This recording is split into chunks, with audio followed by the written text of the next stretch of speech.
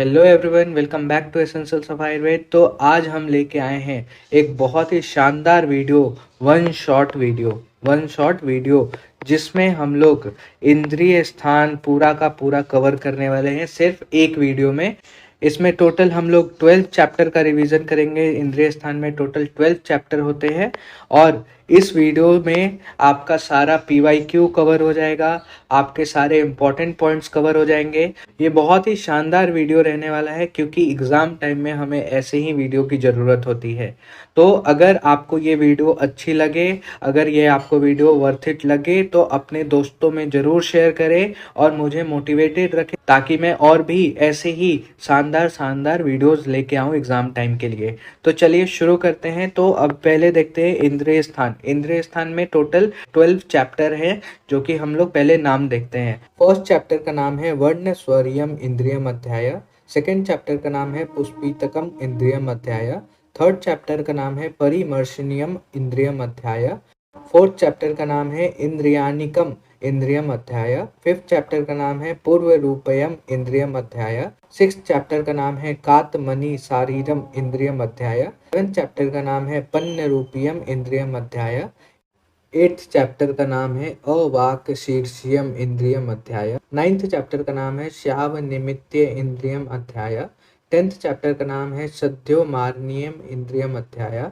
11th chapter का नाम है अनुज्योतिय इंद्रियम अध्याय और 12th चैप्टर का नाम है गोमय चूर्णियम इंद्रियम अध्याय। तो ये 12 चैप्टर है इंद्रिय स्थान में। फर्स्ट और 12th चैप्टर थोड़ा सा बड़ा है। बड़ा कहने का मतलब कि 8 से 10 मिनट लगेगा उसको रिवीजन करने में, उसके सारे इंपॉर्टेंट पॉइंट्स देखने में, और बाकी के जो चैप्टर्स हैं उनमें हम लोग को सिर्फ 5 या 6 मिनट लगेगा उसको रिवाइज करने में। तो चलिए शुरू करते हैं ये मजेदार वीडियो।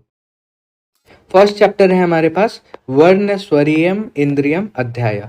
तो सबसे पहले हम लोग देखते हैं इंद्रिय स्थान का प्रयोजन क्या है। ये भी क्वेश्चन PYQ का क्वेश्चन है कि इंद्रिय स्थान का प्रयोजन क्या है। तो इंद्रिय स्थान का प्रयोजन क्या है? आयु का प्रमाण परीक्षा। आयु का प्रमाण परीक्षा ही इंद्रिय स्थान का प्रयोजन है। सेकंड हम लोग देखते हैं इंद्रिय स्थान की परिभाषा। इंद्रिय की परिभाषा देखते हैं। तो पहला है इंद्रः प्राणतस्य लिंगम इंद्रियम। क्या है? इंद्रः प्राणतस्य लिंगम इंद्रियम।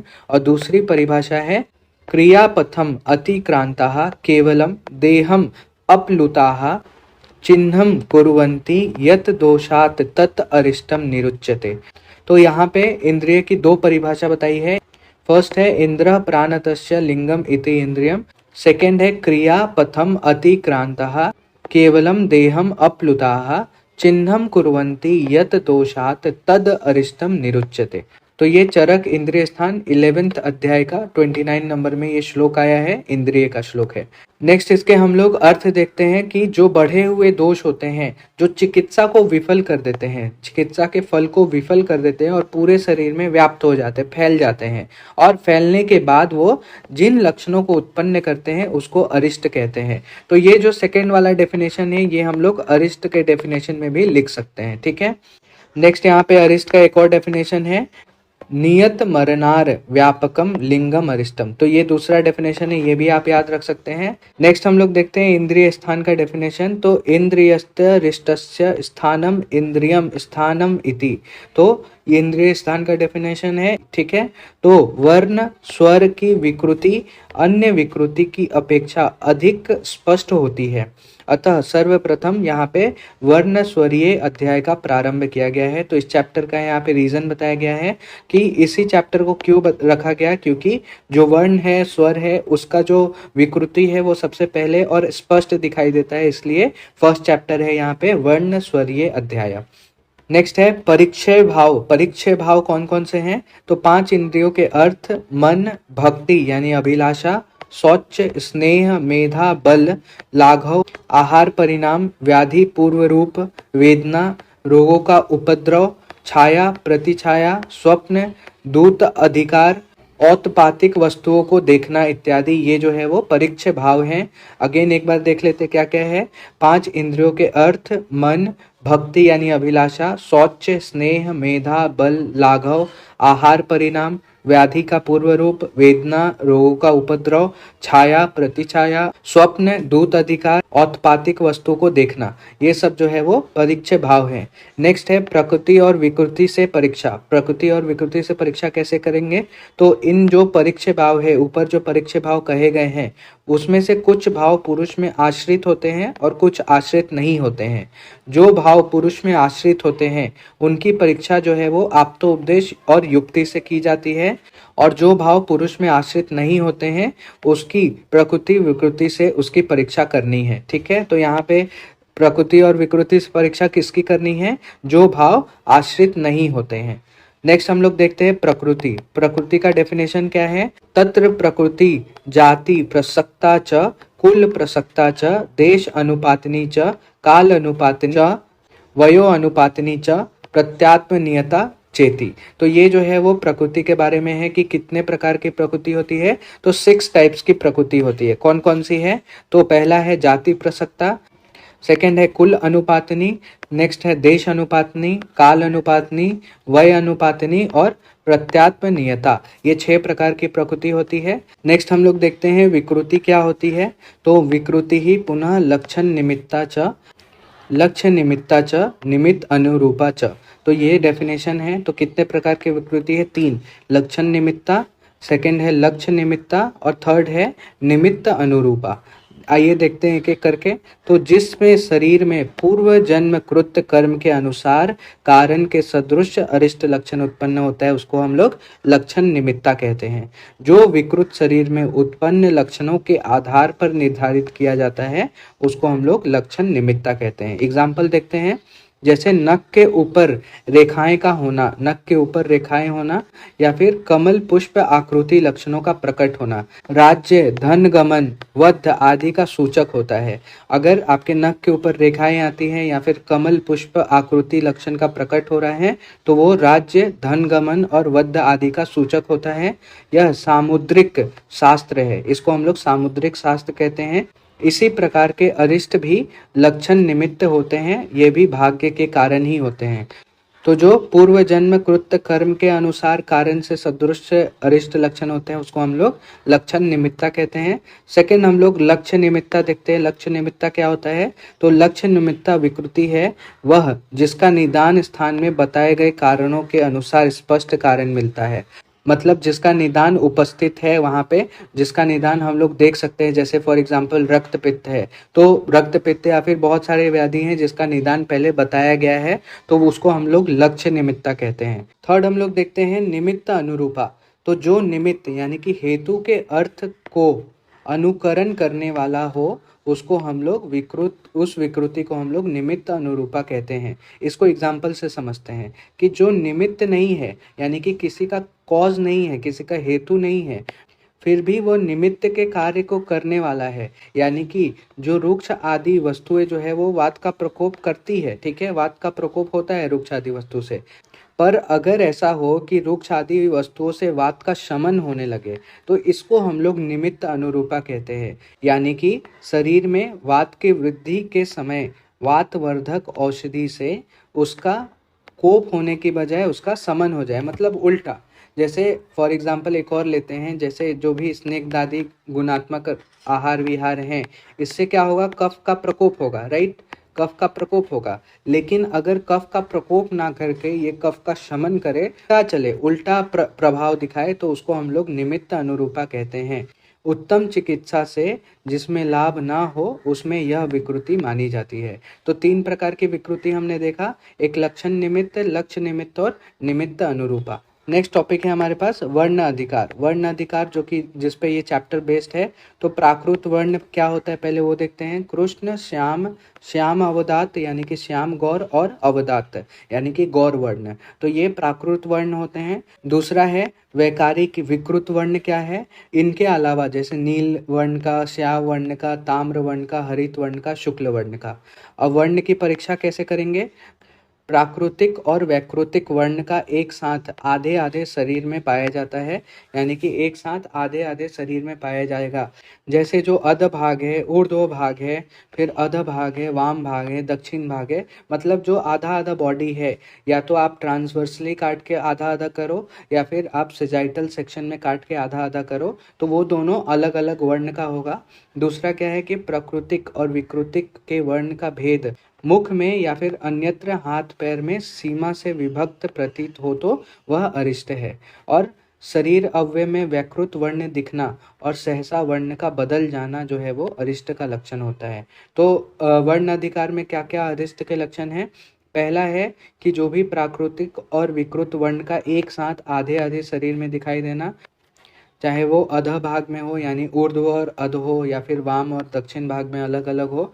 दूसरा क्या है कि मुख में या फिर अन्यत्र हाथ पैर में वहाँ पे सीमा का दिखाई देना, सीमा से विभक्त हो जाना, वर्ण का सीमा से विभक्त हो जाना, वो भी अरिष्ट का लक्षण है। और तीसरा क्या है कि शरीर अव्यय में विकृत वर्ण का दिखाई देना या फिर एकदम से सहसा वर्ण का बदल जाना जो है वो अरिष्ट का लक्षण है। तीसरा हम लोग देखते हैं स्वर अधिकार। स्वर अधिकार में प्राकृत स्वर क्या है? तो हंस, क्रोच पंछी, नेमी यानी कि जो रथ विषयक शब्द है, और दुंदुभी यानी कि नगाड़ा वगैरह, कलविंग यानी कि चटक, काक, कबूतर और झंझर, झांझ, ये जो है वो प्राकृत स्वर में गिने जाते हैं। वैकृत स्वर कौन सा है? तो भेड़, कल यानी सूक्ष्म स्वर हो गया, ग्रस्त है यानी कि सर्वथा अनुच्चारित बोल ही नहीं पाना, अव्यक्त स्वर का होना, गदगद स्वर का यानी कि रुक रुक कर बोलना, छाम स्वर, दीन यानी कि दुखी की तरह बोलना, और लास्ट है अनुकीर्ण यानी कि एक वाक्य के बाद दूसरा वाक्य बोलते रहना, कभी भी नहीं रुकना, प्रलाप करते रहना जो है वो वैकारिक स्वर है। इसके अरिष्ट लक्षण देखते हैं। तो स्वरगत अरिष्ट प्राकृतिक स्वर का वैकारिक स्वर के रूप में शीघ्र उत्पन्न हो जाना, फिर एक प्रकार के शब्द का अनेकत्व ज्ञान होना, बार बार उसको बोलना, फिर अप्रशस्त अर्थात अरिष्ट माना जाता है। दूसरा क्या है? मुख पर आधे में वर्ण परिवर्तन हो जाना, आधा चिकना, आधा रुक्ष, तिल, पिल्लू, व्यंग रेखा की सद्य उत्पत्ति भी अरिष्ट लक्षण है। फिर नेक्स्ट है रोगी के नख और दंत में फूल के समान श्वेत चिन्ह दिखाई देना, नख में और दंत में दांतों पर कीचड़ के समान क्लेद युक्त या फिर चूने के जैसा श्वेत पदार्थ का प्राप्त हो जाना जो है वो नख और दंत का वहाँ पे दिखाई देगा, वो वैकृत अरिष्ट लक्षण है। और ओष्ठ में देखे तो पक्व जामुन के सदृश नील वर्ण का दिखाई देना, ये भी अरिष्ट लक्षण होता है। तो ये सब जो है वो हमारे पास वर्ण और स्वर के अरिष्ट हमने देखे, वर्ण और स्वर के अरिष्ट। तो इस चैप्टर में इतना ही था, ये इंपॉर्टेंट पॉइंट है।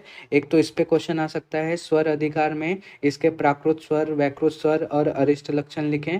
दूसरा वर्ण अधिकार में वर्ण का प्राकृत वर्ण, वैकृत वर्ण और वर्ण परीक्षा लिखें और उसके अरिष्ट लिखें। तो ये दो क्वेश्चन आ सकते हैं हमारे एग्जाम में। सेकेंड चैप्टर है हमारा पुष्पीतकम इंद्रियम अध्याय। तो इसमें बेसिकली हम लोग गंध और रस से रिलेटेड अरिष्ट लक्षण देखेंगे। तो गंध आश्रय पुष्पित अध्याय इसको कहा गया है। फिर पुष्पित अरिष्ट, पुष्पित अरिष्ट क्या होता है?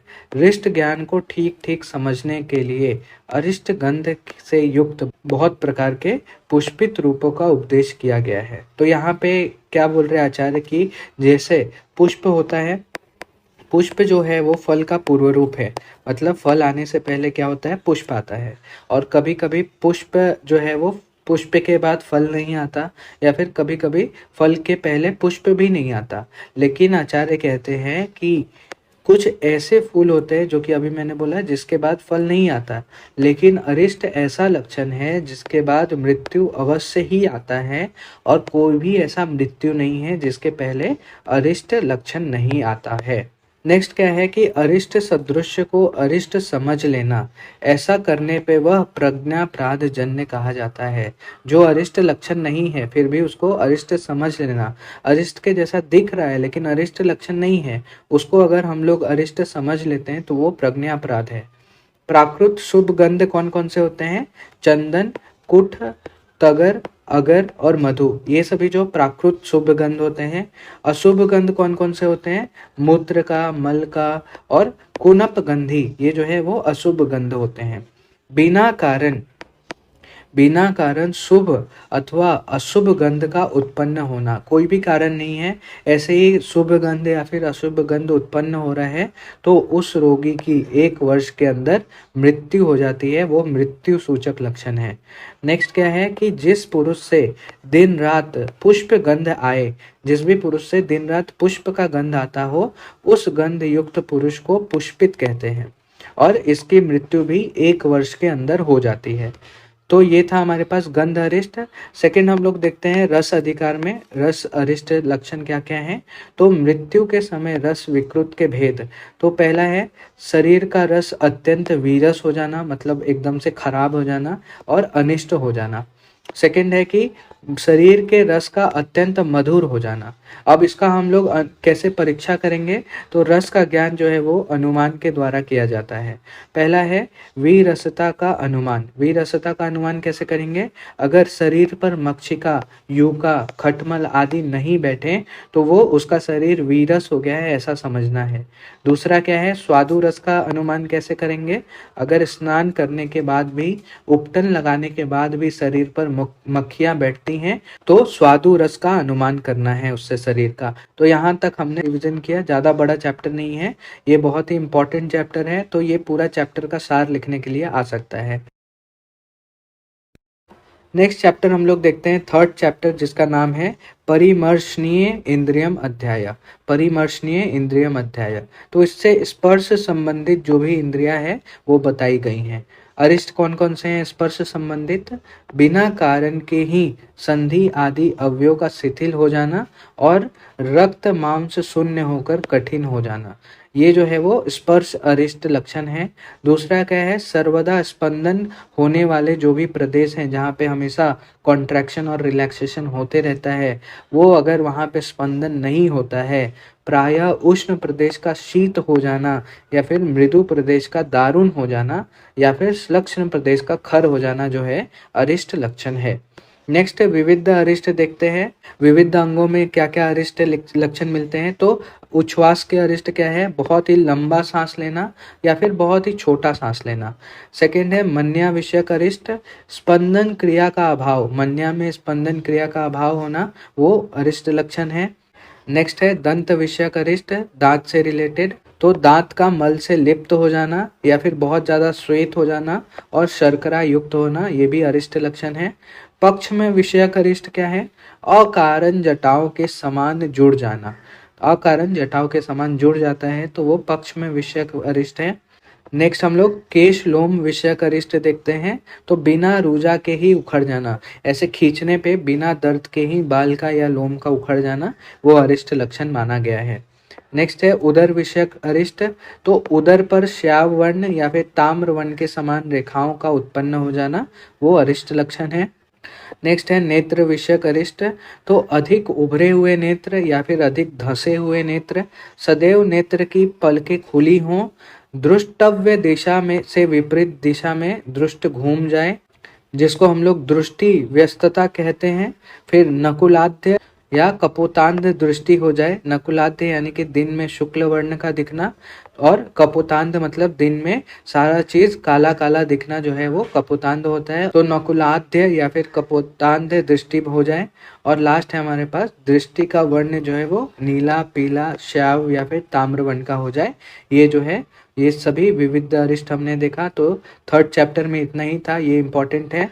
स्पर्श से रिलेटेड अरिष्ट और विविध अंगों का अरिष्ट हमने देखा यहाँ पे। नेक्स्ट है हमारा फोर्थ चैप्टर, जिसका नाम है इंद्रियानिक इंद्रियम अध्याय। तो अनिक समूह, अनिक समूह क्या होता है, संपूर्ण इंद्रिय के पृथक पृथक रूप में विकृति जन्य अरिष्ट लक्षण को हम लोग अनिक समूह कहते हैं। नेत्र आदि इंद्रियों की परीक्षा अनुमान के द्वारा करनी चाहिए, क्योंकि इंद्रियों का जो तत्वतः है, जो ज्ञान किया जाता है वो अति इंद्रिय होता है। तो इंद्रियों का जो ज्ञान है वो अति इंद्रिय है, इसलिए इसकी परीक्षा प्रत्यक्ष प्रमाण से नहीं की जा सकती है। इसलिए आचार्य कहते हैं कि इसकी परीक्षा अनुमान प्रमाण के द्वारा करनी है। तो इंद्रिय अरिष्ट का सामान्य सिद्धांत क्या है? इंद्रियों में दोष न होने पर भी इंद्रिय ग्राह्य वस्तु अगर विपरीत दिखाई पड़े तो वो अरिष्ट होता है। इंद्रिय के द्वारा जो ग्रहण किया जाता है वो अगर विपरीत दिखाई देता है तो उसको अरिष्ट कहते हैं। नेक्स्ट हम लोग पांचों इंद्रिय के द्वारा अरिष्ट लक्षण देखते हैं, क्या क्या है। फर्स्ट है हमारे पास नेत्र विषयक अरिष्ट। आकाश को घनीभूत देखना और पृथ्वी को शून्य देखना, वायु को मूर्तिमान देखना, अग्नि को नहीं देखना, स्वच्छ जल में जाल का देखना, प्रेत राक्षस का दिखाई देना, स्वाभाविक अग्नि को नीला, प्रभाहीन, काली और श्वेत वर्ण का दिखाई देना, वह 7वें दिन के अंदर मृत्यु को प्राप्त हो जाता है अगर उसको ये सब दिखाई दे रहा है तो। नेक्स्ट है सूर्य चंद्र को कांतिहीन देखना, रात में सूर्य को देखना और दिन में चंद्रमा को देखना, और लास्ट है दृश्य को न देखना और अदृश्य को देखना, यानी कि हेलुसिनेशन हो रहा है उसको। तो ये सब जो है वो नेत्र विषयक अरिष्ट हैं। नेक्स्ट कर्ण विषयक अरिष्ट देखते हैं। शब्दों के न होने पर भी शब्द का सुनाई देना और होने पर भी शब्द का नहीं सुनाई देना। नेक्स्ट है दोनों कानों का उंगली से बंद करने पर भी कोई आंतरिक शब्द का नहीं सुनाई देना। जब हम लोग कान बंद करते हैं तो अंदर की कुछ आवाजें सुनाई देती हैं, तो ऐसे जिसमें अरिष्ट लक्षण है, तो अगर ये नहीं दे रही है सुनाई तो वो अरिष्ट लक्षण है। नेक्स्ट है जीवा विषयक अरिष्ट। किसी भी प्रकार के रस को जानने में असमर्थ रहना वो जीवा विषयक अरिष्ट है। नेक्स्ट है गंध विषयक अरिष्ट। सुगंध को दुर्गंध समझना और दुर्गंध को सुगंध मानना, ये गंध विषयक अरिष्ट है। नेक्स्ट है त्वक विषयक अरिष्ट। तो विपरीत स्पर्श का ग्रहण करना, जैसे उष्ण को शीत समझना और शीत को उष्ण समझना, ये जो है वो त्वक विषयक अरिष्ट है। नेक्स्ट हम लोग देखते हैं कि तीव्र तपस्या अथवा विधि पूर्वक किए गए योग के बिना ही अगर पुरुष इंद्रियों की शक्ति से ज्यादा ज्ञान कर लेता है तो उसको हम लोग मुमूर्ष पुरुष मानते हैं। तो यहाँ तक हमने देखा, तो ये इम्पोर्टेंट चैप्टर है। इसमें हम लोग पांचों इंद्रिय के अरिष्ट के बारे में बताया गया है और मुमूर्ष पुरुष के बारे में बताया गया है कि मुमूर्ष पुरुष किसको कहते हैं। नेक्स्ट चैप्टर हम लोग देखते हैं चैप्टर नंबर 5, जिसका नाम है पूर्व रूपियम इंद्रियम अध्याय। तो पूर्व रूपों का रोग अनुसार अलग अलग वर्णन करना, जिसमें विभिन्न असाध्य रोगों का ज्ञान हो जाता है। तो इस चैप्टर में आचार्य ने पूर्व रूपीय अरिष्ट के बारे में बताया है। फर्स्ट है हमारे पास ज्वर विषयक पूर्व रूप अरिष्ट। तो अधिक पूर्व रूपों की उपस्थिति है अगर वहां पे ज्वर में, तो वो अरिष्ट लक्षण है। सेकेंड है यक्षमा विषयक पूर्व रूपीय अरिष्ट। तो फर्स्ट है हमारे पास बलम च हीयते यस्य प्रतिशयाश्च वर्धते, यानी कि यक्षमा के रोगी में बल का घटते रहना और प्रतिशय का बढ़ते रहना, ये जो है वो अरिष्ट लक्षण है। दूसरा है स्वस्थ या रोगी का स्वप्न में कुत्ता, गधा और ऊंट की सवारी पर दक्षिण दिशा में जाना, तो वह यक्षमा से पीड़ित होकर मृत्यु को प्राप्त हो जाता है। थर्ड है यक्षमा रोगी का भूत प्रेतों के साथ मदिरा का पान करना, कुत्ते के द्वारा दक्षिण दिशा में घसीटा जाना, वह भयंकर ज्वर होकर मृत्यु को प्राप्त करता है। तो ये तीन हमारे पास यक्षमा विषयक पूर्व रूपीय अरिष्ट हैं। नेक्स्ट हम लोग देखते हैं तीसरा, जो कि रक्त पित्त विषयक पूर्व रूपीय अरिष्ट। फर्स्ट है आकाश को लाक्षा के समान रक्त वर्ण का देखना। सेकंड है स्वप्न में रक्तमाला वस्त्र तथा अंगों वाला स्वयं को देखना, रक्त अंगों वाला स्वयं को देखना। थर्ड है स्वप्न में स्त्री के द्वारा दक्षिण दिशा में लेके जाना, ये सभी जो है वो रक्त पित्त विषयक पूर्व रूपीय अरिष्ट है। फोर्थ है हमारे पास गुल्म विषयक पूर्व रूपीय अरिष्ट। तो उदरशूल, आटोप, दुर्बलता, नख, भूत आदि में जो भी विवर्णता के बाद अगर गुल्म रोग उत्पन्न हो रहा है। और दूसरा क्या है स्वप्न में हृदय पर कांटेदार लताएं को देखना, ये जो है गुल्म विषयक पूर्व रूपीय अरिष्ट है। फिफ्थ है हमारे पास कुष्ठ विषयक पूर्व रूपीय अरिष्ट। पहला है घाव का शीघ्र बनना, फिर औषध प्रयोग के बाद भी उसका भरता नहीं है, घाव हील नहीं होता है, उसके बाद होने वाला कुष्ठ असाध्य होता है।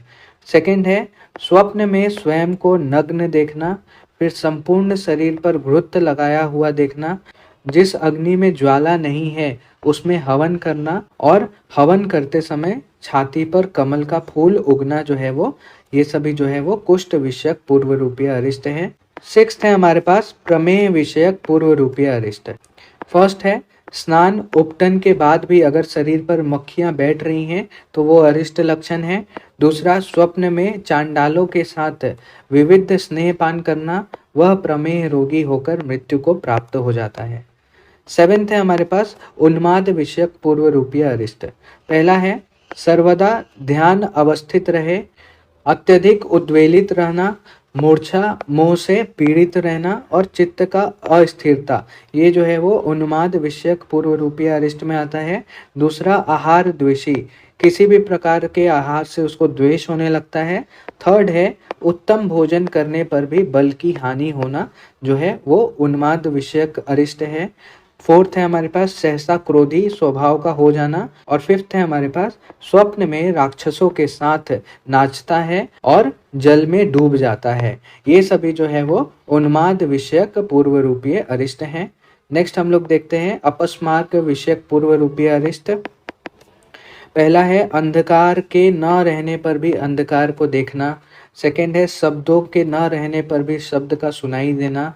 स्वप्न में मतवाला होकर स्वयं को नाचते हुए देखे और ऐसी दशा में सिर को नीचे करके प्रेत ले जा रहा है, ऐसा स्वप्न वो देखता है। उस व्यक्ति के प्राण को अपस्मार्ग रोग ले लेता है, यानी वह मृत्यु को प्राप्त हो जाता है। लास्ट है हमारे पास बहिरायम विषयक पूर्व रूपीय अरिष्ट। फर्स्ट है सोकर उठने पर हनु, मन्या, नेत्र, ये सभी स्तंभ हो जाते हैं, स्टिफ हो जाते हैं। सेकंड, स्वप्न में शशकुली यानी कि पूड़ी या फिर तद्रूप पदार्थ का खाना, पूड़ी बुनिया ये सब खाना। अपूप यानी कि मलपुआ का खाना। और जगने पर क्या होता है, उसी शशकुली या फिर अपूप युक्त वमन करना। मतलब स्वप्न में उसने पूड़ी और मालपुआ खाया था, लेकिन वमन कर रहा है तो ऐसा निकल रहा है पूड़ी खाया हुआ, मालपुआ खाया हुआ, वो सभी जो है बहिरामय विषयक पूर्व रूपीय अरिष्ट है। नेक्स्ट हम लोग देखते हैं स्वप्न विषयक अरिष्ट। स्वप्न विषयक अरिष्ट क्या है, तो पूर्व रूप में पूर्व अवस्था में होने वाले स्वप्नों का वर्णन है। अब हम लोग रोग अवस्था में होने वाले स्वप्न का वर्णन यहाँ पे आचार्य करते हैं। इन स्वप्नों के आने पर रोगी की मृत्यु होती है अथवा अत्यंत कष्ट पूर्वक अच्छा हो जाता है। तो क्या क्या स्वप्न है? फर्स्ट है हमारे पास स्वप्न में सिर पर बांस, गुल्म, लता उत्पन्न होना और पंछी घोंसला बनाकर रहने लगे, ऐसा प्रतीत होता है, ऐसा दिखता है। सेकंड है स्वप्न में गिद्ध, उल्लू, कुत्ता, कौवा, राक्षस, प्रेत आदि से पराजित होता है। वो व्यक्ति जो है वो इन सभी जानवरों से पराजित होता है। थर्ड है स्वप्न में शमशान भूमि, कीचड़ या फिर अंधेरे कुएं में गिर जाता है। फोर्थ है स्वप्न में स्नेहपान या फिर अभ्यंग करता है। फिफ्थ है स्वप्न में विभिस्त पुरुष को देखता है। और सिक्स्थ है हमारे पास स्वप्न में पाप आचरण करने वाली विभस्त स्त्री को देखता है। तो वो ये सभी जो है वो मृत्यु सूचक स्वप्न होते हैं। नेक्स्ट हम लोग देखते हैं स्वप्न और दोष का संबंध क्या है। तो बलवान वात पित्त कफ दोषों के द्वारा जो मनोवाही स्रोतस है उसका पूर्ण हो जाता है, वो भर जाता है, अवरोध हो जाता है, तब ये सब भयंकर स्वप्न जो है वो उत्पन्न होते हैं।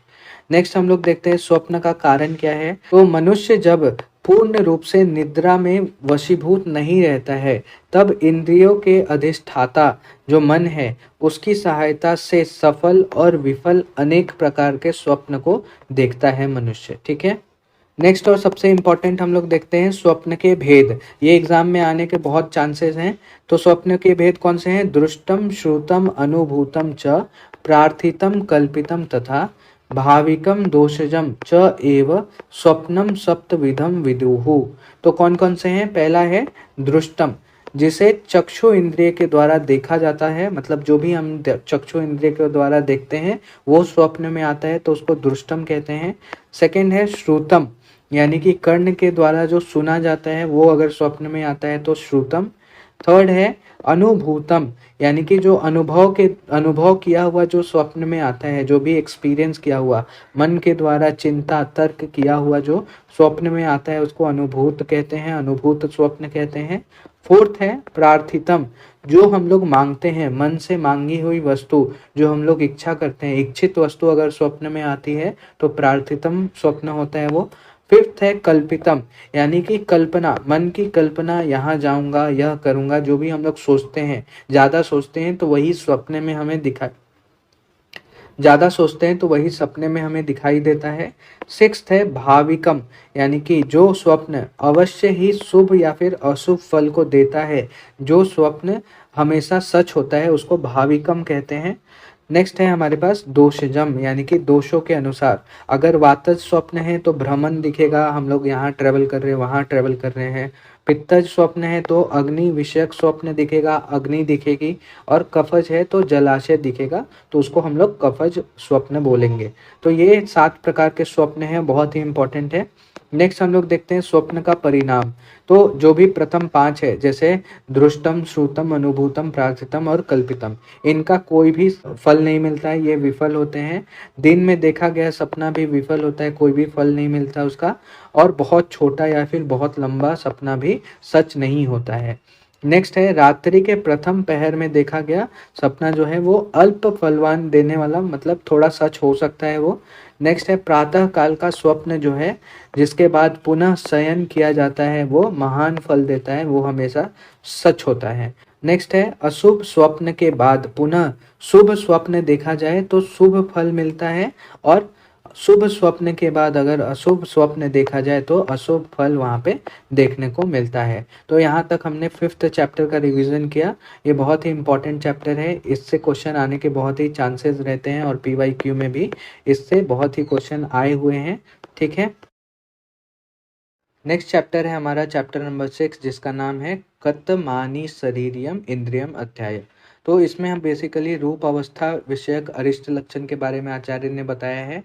तो जो अचिकित्सीय रोगी कौन है, तो जिसके बातचीत करने पर छाती के ऊपरी भाग में अधिक रूप से वेदना होती है, अन्न पचता नहीं है उसका, और पचता नहीं है, जो भी खाया वो वॉमिट कर देता है, वमन कर देता है, और खाने पर भी उसका बल का क्षय होते रहता है, और उसके हृदय में निरंतर शूल होते रहते हैं, तो वो अचिकित्सीय रोगी है। नेक्स्ट आचार्य कुछ रोग विषयक अरिष्ट सूचक लक्षण बताते हैं। तो पहला है अतिसार व हिक्का अरिष्ट लक्षण। तो अगर गंभीर हिक्का है या फिर रक्तज अतिसार है, तो ये जो है वो अरिष्ट सूचक लक्षण है, वो रोगी मरने वाला है। दूसरा, अगर ज्वर विषयक अरिष्ट क्या है, पहला लक्षण है बल मांस से हीन व्यक्ति में 12 बजे से पूर्व ज्वर का आना और उसके साथ सूखी खांसी का होना। दूसरा है बल मांसहीन व्यक्ति में 12 बजे के बाद कफज कास का भयंकर रूप से उत्पन्न होना, यह अरिष्ट लक्षण है। नेक्स्ट है बल मांस का क्षय हो जाना, अधिक रोमांच उत्पन्न होना, मूत्र का गाढ़ा हो जाना बहुत ज्यादा, शरीर में शोथ का उत्पन्न हो जाना, और ज्वर काश से पीड़ित व्यक्ति जो है, ये सभी अरिष्ट लक्षण है, वो व्यक्ति मरने वाला है, ऐसा मानना चाहिए। नेक्स्ट है मूत्र पुरीष विषयक लक्षण। तो मूत्र का ग्रथित हो जाना, श्वास का बहुत ज्यादा अधिकता से वो जबरदस्ती सांस लेना, बहुत कठिनाई से सांस लेना, मल का गाठेदार हो जाना, शरीर का ताप न्यून हो जाना, मतलब हाइपोथर्मिया, शरीर ठंडा पड़ जाना, और उदर रोग में पीड़ा होना, उदर में पीड़ा होना। तो ये सभी जो है वो मूत्र पुरीष विषयक लक्षण है। नेक्स्ट है शोथ विषयक लक्षण। पहला है उदर से प्रारंभ होकर शोथ का हाथ पैर में फैल जाना। दूसरा है पैर में शोथ उत्पन्न होता है, पिंडलियां शिथिल हो जाती हैं, और जो जंघा है वो अवसाद युक्त हो जाता है। तीसरा है हाथ पैर गुह्य प्रदेश और उदर में शोथ, बल और वर्ण का हानि हो जाना, क्षय हो जाना। और फोर्थ है हमारे पास शोथ के बाद ज्वर या अतिसार का उत्पन्न होना, या फिर ज्वर और अतिसार के बाद शोथ का उत्पन्न हो जाना। ये सभी जो है वो शोथ विषयक अरिष्ट लक्षण है। नेक्स्ट हम लोग देखते हैं श्लेष्मा विषयक अरिष्ट लक्षण क्या है। वक्ष प्रदेश में कफ का नीला, पीला और रक्त मिश्रित निकलना। तो ये जो है वो श्लेष्मा विषयक अरिष्ट लक्षण है। आचार्य समानता बताते हैं कि अगर विरुद्ध योनि वाला रोग या फिर विरुद्ध उपक्रम वाला भयंकर रोग उत्पन्न हो गया है, तो ऐसे रोगी की चिकित्सा नहीं करनी चाहिए। दूसरा है उचित चिकित्सा करने पर भी रोग जो है वो सहसा बढ़ जा रहा है कम होने की बजाय, तो ऐसे भी रोगी की चिकित्सा नहीं करनी चाहिए, उसको छोड़ देना चाहिए। ये हमने चैप्टर नंबर 6 का रिवीजन किया। नेक्स्ट है हमारे पास चैप्टर नंबर 7, जिसका नाम है पन्न रूपियम इंद्रियम अध्याय। तो पन्नम गतम नष्टम रूपम यस्या सा पन्न रूपा, जिसका रूप नष्ट हो गया हो उसको हम लोग पन्न रूप कहते हैं। इसमें बेसिकली छाया और प्रतिछाया और प्रभा के बारे में आचार्य ने बताया है। तो प्रतिछाया विषयक अरिष्ट लक्षण क्या होते हैं? छाया का विकृत अंग वाला दिखाई देना, यानी कि छाया का छिन्न दिखना, यानी दो टुकड़े में बट जाना हुआ ऐसा दिखना। फिर छाया का भिन्न दिखना, फटा हुआ छाया दिखना। फिर आकुल दिखना, यानी कि एक की छाया में अनेक छाया मिली हुई ऐसा प्रतीत होना। फिर हीन नाड़ी वाली छाया, तन्वी छाया, पतली छाया और विसिरा यानी कि बिना सिर की छाया, ये जो है वो छाया के अरिष्ट सूचक लक्षण हैं। नेक्स्ट, छाया का संस्थान क्या है? आकृति बोधक होता है। इसके दो भेद है छाया के, एक है सुषुम आकृति यानी कि सिमेट्रिकल छाया और दूसरा है विषम आकृति यानी कि एसिमेट्रिकल छाया। नेक्स्ट हम लोग परिभाषा देखते हैं। प्रतिछाया की परिभाषा क्या होती है? प्रति प्रमाण संस्थाना जल आदर्श आतप आदिशु छाया या सा प्रतिछाया वर्ण प्रभा आश्रया। तो इसका मतलब देखते हैं हम लोग यहाँ पे। तो प्रत्येक देह में प्रमाण और आकृति के अनुसार जल में, शीशे में, धूप में आदि में जो छाया दिखाई पड़ती है उसको हम लोग प्रतिछाया कहते हैं। छाया जो है वो वर्ण और प्रभा पे आश्रित रहती है। नेक्स्ट, छाया के 5 भेद बताए हैं आचार्य ने।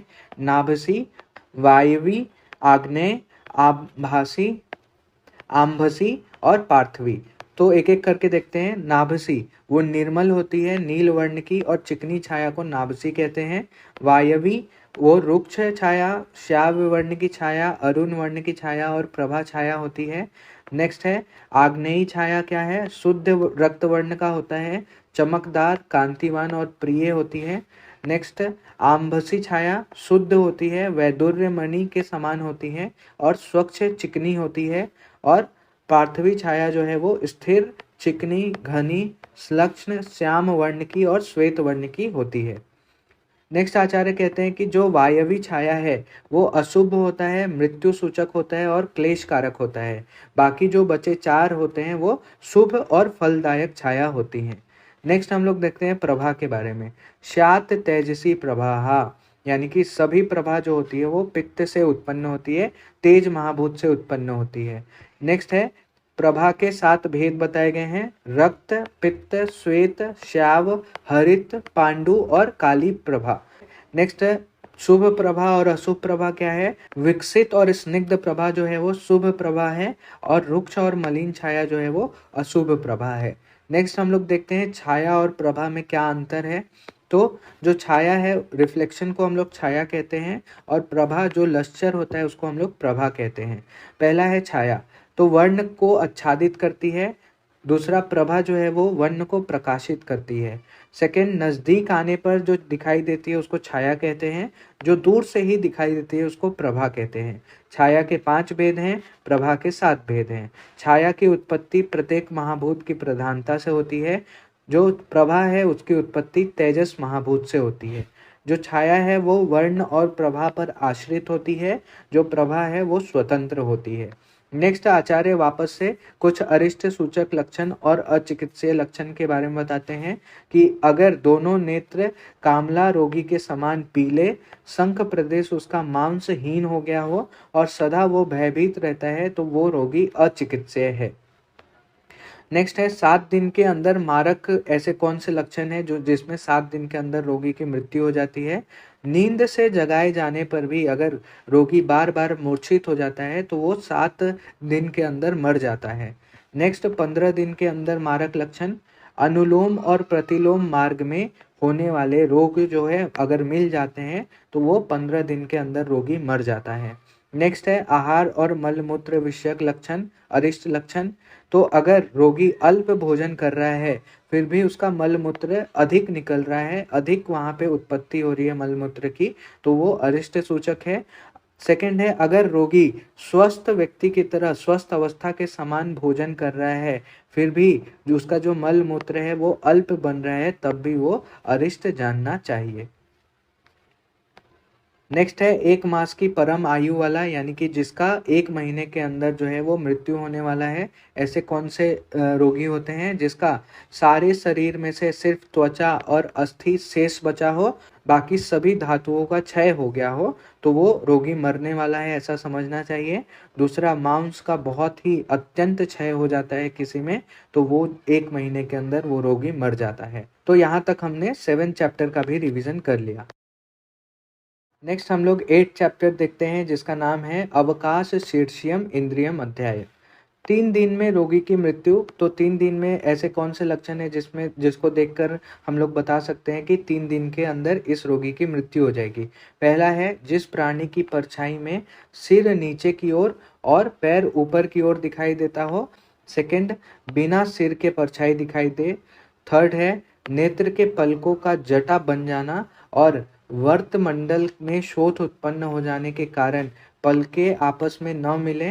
और चौथा है, भव्य तथा सिर में सीमंत और आवर्त साहस स्वतः हो जाए, यानी कि जो भव्य हैं वो सिर के सीमंत और आवर्त में सहसा स्वतः हो जाए, मिल जाए। तो ये सभी अगर ऐसे लक्षण दिखाई देते हैं तो उस रोगी की मृत्यु जो है वो 3 दिन के अंदर हो जाएगी। नेक्स्ट है 6 दिन में स्वस्थ पुरुष की मृत्यु। 6 दिन में स्वस्थ पुरुष की मृत्यु। ऊपर युक्त लक्षण में यदि स्वस्थ पुरुष में उत्पन्न हो जाए तो उसकी मृत्यु जो है वो 6 दिन के अंदर हो जाती है। नेक्स्ट आचार्य केस विषयक अरिष्ट लक्षण बताते हैं। पहला है, बिना तेल लगाए तेल लगे की समान प्रतीत होना। अगर बिना तेल लगाए ही ऐसा लगता है कि बालों में तेल लगाया है तो वो अरिष्ट सूचक लक्षण है। सेकंड है, उखाड़े जाने पर वेदना नहीं होना। अगर हम लोग बाल को खींच के उखाड़ते हैं, अगर वेदना नहीं होती है तो वो भी अरिष्ट सूचक लक्षण है। नेक्स्ट है नासा विषयक अरिष्ट लक्षण।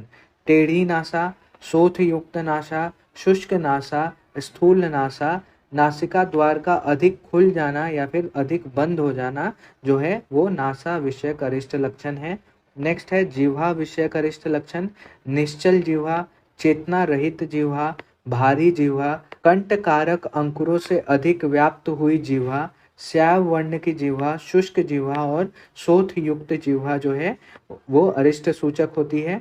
नेक्स्ट है आयु का क्षय के बारे में बताते हैं। पहला, हाथ पैर शीतल हो जाना, मन्या और तालु क्रूर अथवा कठिन हो जाना। दूसरा है रोगी का हाथ पैर पटकना तथा कभी प्रसन्न होना और कभी विषाद करके रोना। नेक्स्ट है शील भ्रम से, यानी जिन वस्तुओं से पहले प्रेम था अब उनसे विद्वेष हो जाना, जिससे द्वेष था अब उनसे प्रेम हो जाना। ये जो है वो शील विभ्रंश होता है। ये भी आयु के क्षय के लक्षण है। आयु का क्षय समझना चाहिए इससे। ग्रीवा, सिर का भार धारण नहीं करना, पृष्ठ शरीर के भार को धारण नहीं करना, अतः रोगी बैठ नहीं पाता है अच्छे से। नेक्स्ट लक्षण देखते हैं, शरीर में लेप की प्रतीति होकर स्वेद का अत्यधिक निकलना और विशेष करके प्रातः काल में बहुत ज्यादा स्वेटिंग होना, ये जो है वो असाध्य सूचक लक्षण है। नेक्स्ट है अन्न के ग्रास को धारण करने तथा निगलने में असमर्थ रहना, ये भी जो है वो अरिष्ट सूचक लक्षण है, आयु के क्षय के लक्षण है। तो यहाँ तक हमने चैप्टर नंबर 8 का रिवीजन किया। नेक्स्ट चैप्टर है हमारे पास 9 चैप्टर जिसका नाम है श्याव निमित्तीय इंद्रियम अध्याय। तो इसमें सबसे पहले नेत्र विषयक लक्षण है। पहला है दोनों नेत्र का श्याव वर्ण का हो जाना और अपने स्थान से च्युत हो जाना, मतलब दूसरे जगह डिसलोकेट हो जाना। तो ये जो है वो अरिष्ट सूचक लक्षण है। दूसरा राजयक्षमा विषयक लक्षण, तो हाथ पैर पूर्ववत कांति युक्त परंतु बाकी शरीर का सूख जाना और बल प्रतिदिन क्षय होना, ये जो है वो राजयक्षमा विषयक लक्षण है। नेक्स्ट अष्ट महागद लक्षण। अष्ट महागद में कोई एक अथवा अधिक और बल मांस का क्षय होना जो है वो अरिष्ट सूचक लक्षण है। यानी अष्ट महागद में से कोई भी रोग हो जाना, कोई भी एक रोग हो जाना और बल मांस का क्षय होना बहुत ज्यादा, तो वो अरिष्ट सूचक लक्षण है।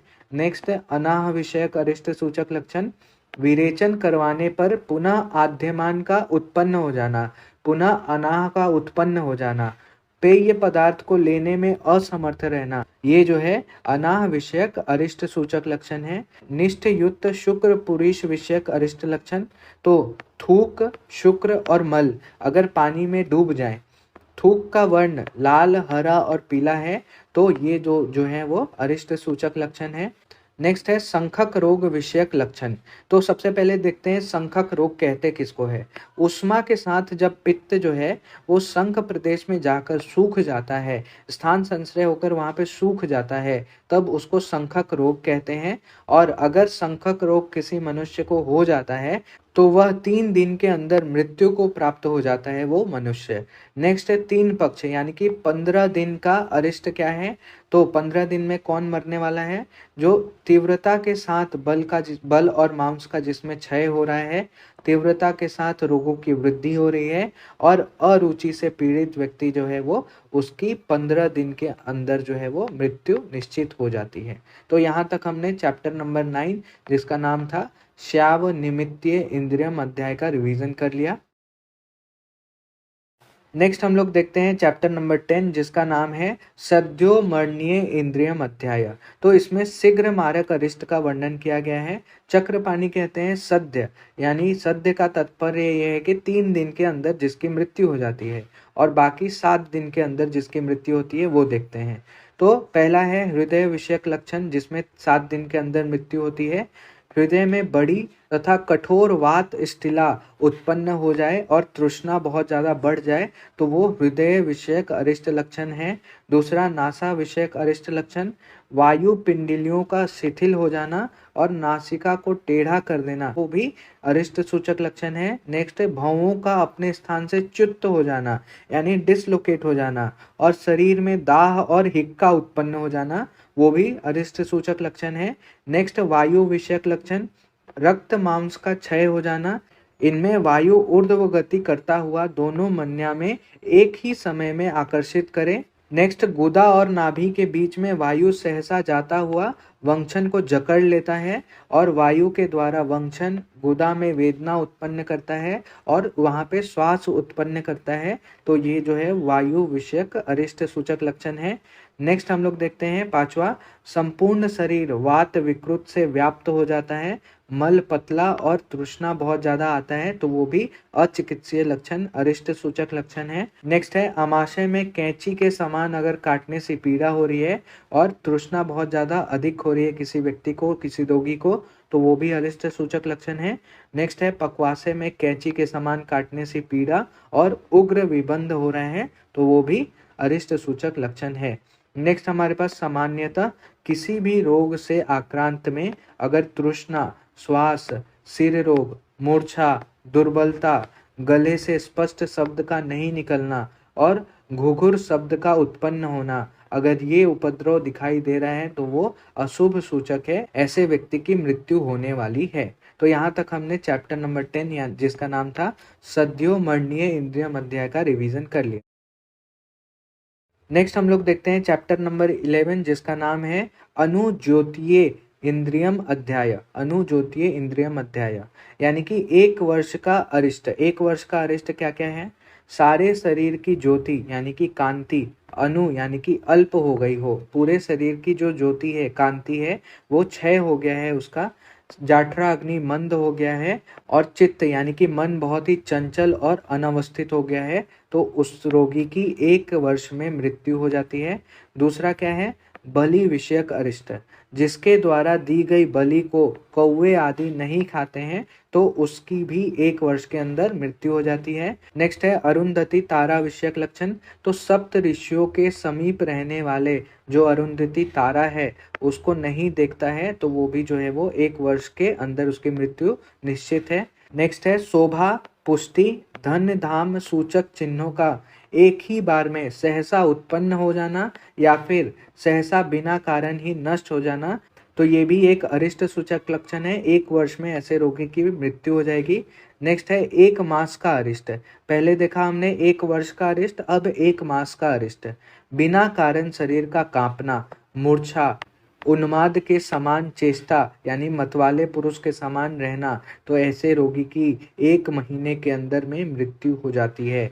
नेक्स्ट हाथ पैर मुख शोष हो जाना, सोफ उत्पन्न होना, स्वेलिंग उत्पन्न होना तथा मध्य शरीर जो है वो पूर्ववत हो जाए, तो ऐसे रोगी की भी 1 महीने के अंदर मृत्यु हो जाती है।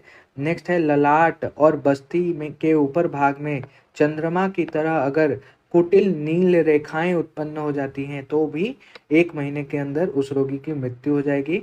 नेक्स्ट है मसूरिका विषयक लक्षण। तो संपूर्ण शरीर में प्रवाल की गोली की तरह कांति वाली लाल मसूरिकाएं उत्पन्न अगर हो जाती हैं और शीघ्र ही नष्ट भी हो जाती हैं तो रोगी जो है वो शीघ्र मृत्यु को प्राप्त हो जाता है। नेक्स्ट 3 लक्षण बताए गए हैं अरिष्ट लक्षण अगेन यहाँ पे। तो एक तो भयंकर चक्कर आना, दूसरा है अत्यधिक प्रलाप करना, अस्थि में भेदनवत पीड़ा होना। तो ये 3 लक्षण बताए गए हैं, भयंकर चक्कर आना, दूसरा अत्यधिक प्रलाप करना और तीसरा है अस्थि का भेदनवत पीड़ा होना। नेक्स्ट है पंच महाभूत विषयक लक्षण अरिष्ट लक्षण। तो पंच महाभूत के जो भी लक्षण है उसके शरीर में एक साथ उसका अगर अति योग या फिर अयोग हो जाए तो वो भी अरिष्ट सूचक लक्षण है। नेक्स्ट है चिकित्सक, औषध, अन्न, पेय, गुरु, मित्र ये सभी से अगर द्वेष करने लगा रोगी, चिकित्सक से, डॉक्टर से, औषध नहीं ले रहा है, खाना नहीं खा रहा है, पानी नहीं पी रहा है, गुरु का अनादर कर रहा है, मित्र से द्वेष हो रहा है, तो वो रोगी जो है वो शीघ्र मृत्यु को प्राप्त होता है। नेक्स्ट है चतुष्पाद विषयक लक्षण। अगर चतुष्पाद के द्वारा उत्तम चिकित्सा करने के बावजूद भी अगर कोई लाभ नहीं हो रहा है रोगी में, तब भी वो रोगी शीघ्र ही मृत्यु को प्राप्त हो जाता है। यहाँ तक हमने चैप्टर नंबर 11 का रिवीजन किया जिसका नाम था अनुज्योतिय इंद्रियम। नेक्स्ट अब हम लोग आ गए हैं अपने last chapter that is 12th number chapter जिसका नाम है गोमय चूर्णीय इंद्रियम शरीरम। तो पहले इसमें 1 मास का अरिष्ट बताया गया है।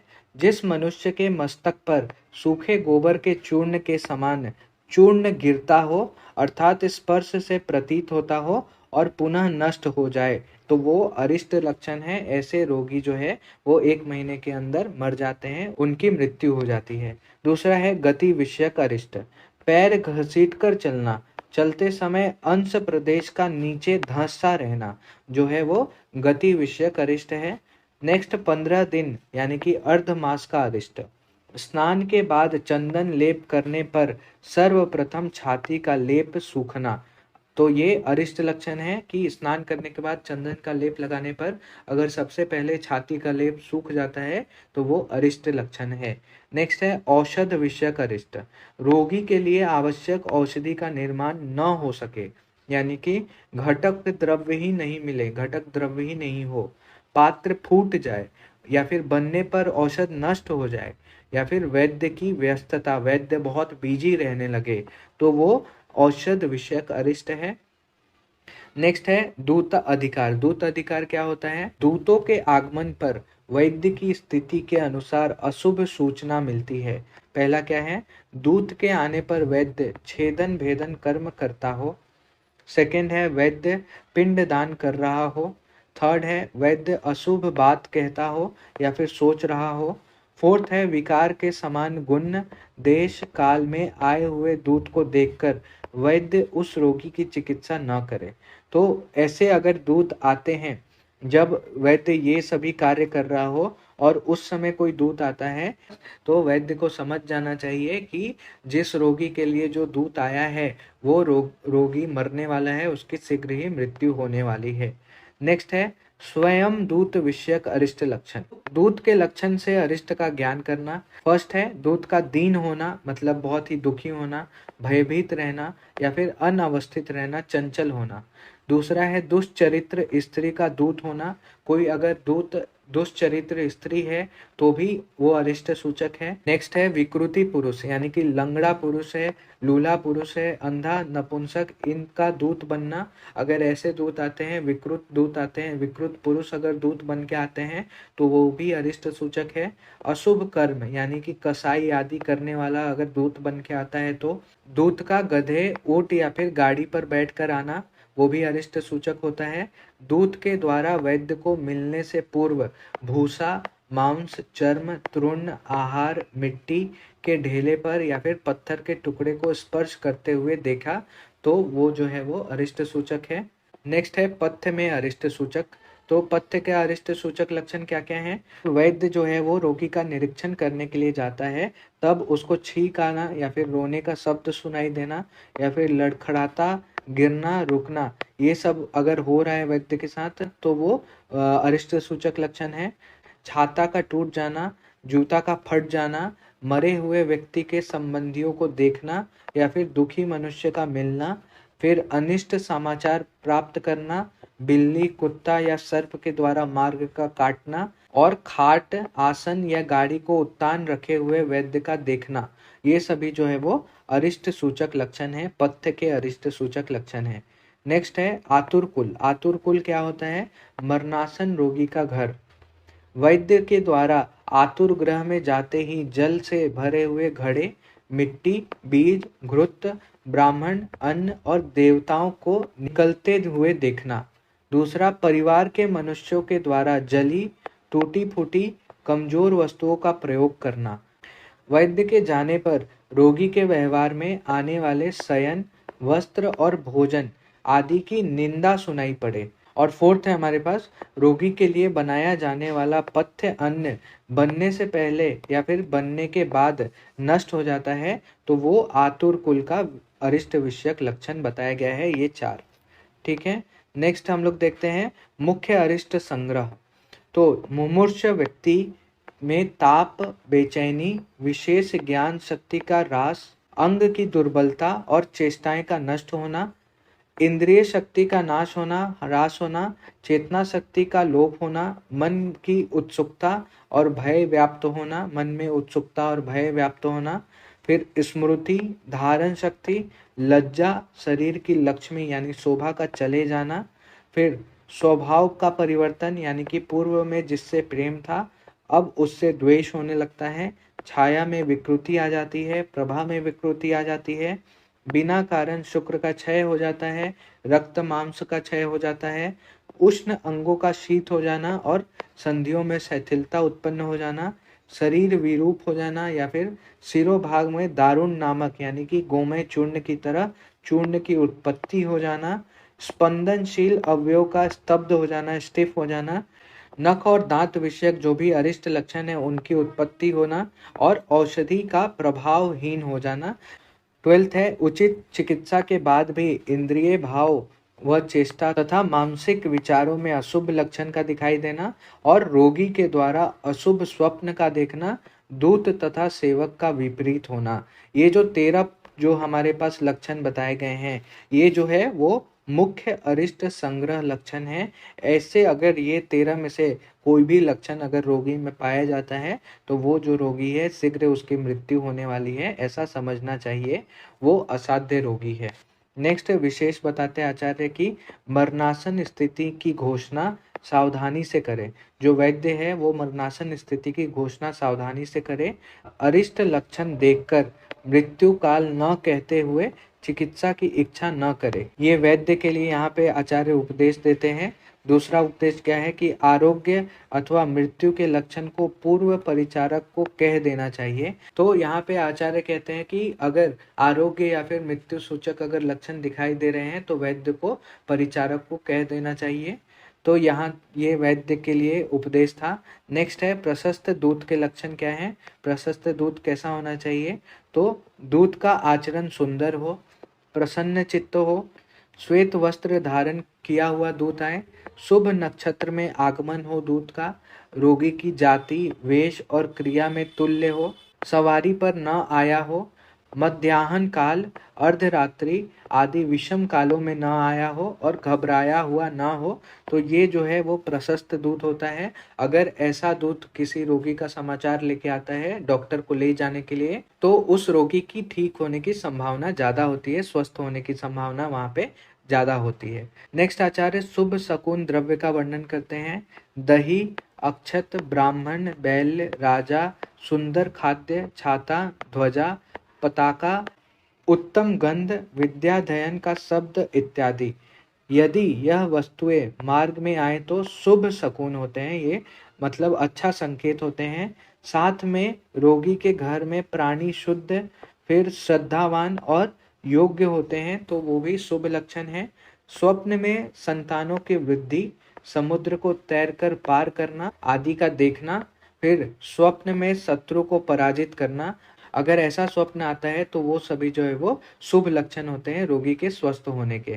नेक्स्ट है उत्तम रोगी के लक्षण क्या है।